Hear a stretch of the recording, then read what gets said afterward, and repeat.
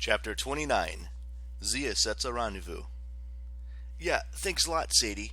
You got to tell the part about the land of the dead. I got to describe Interstate 10 through Texas. Anyways, long story short, it took forever and it was totally boring.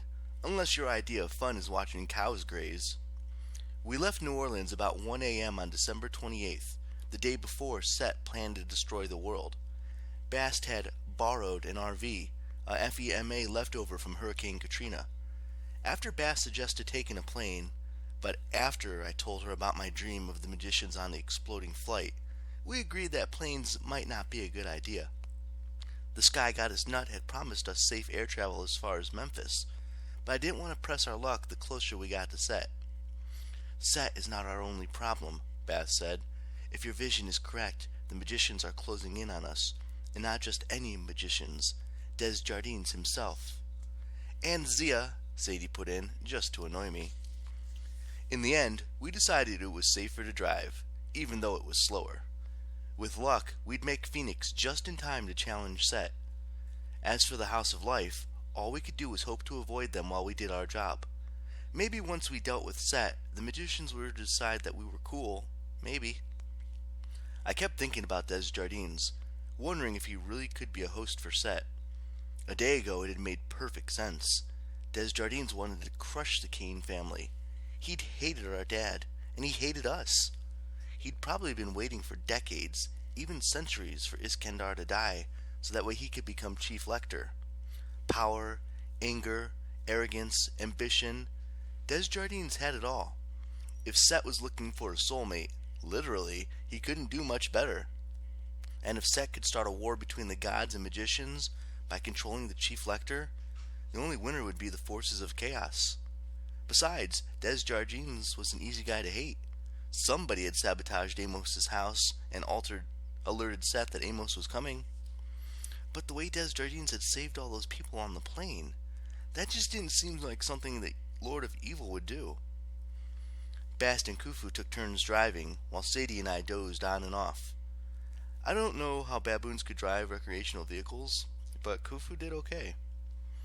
When I woke up around dawn, he was navigating through early morning rush hour in Houston, baring his fangs and barking a lot, and none of the other drivers seemed to notice anything out of the ordinary.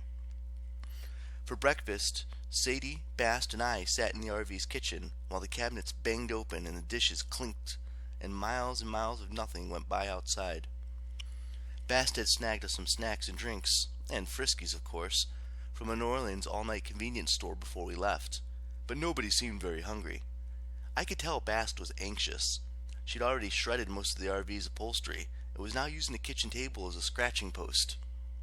As for Sadie, she kept opening and closing her hand, staring at the feather of truth, as if it were a phone she wished would ring.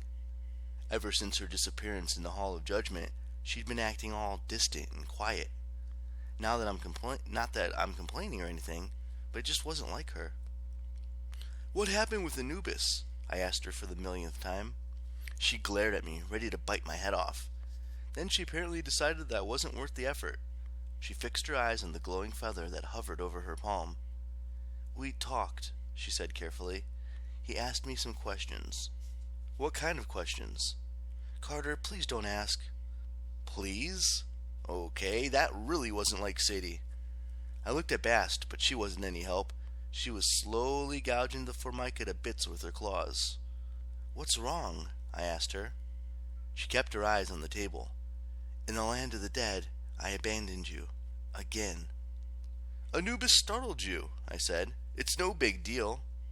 She gave me the big yellow eyes, and I got the feeling that I'd only made things worse. "I made you a promise to your father, Carter. In exchange for my freedom, he gave me a job even more important than fighting the serpent, protecting Sadie, and if it became necessary, protecting both of you."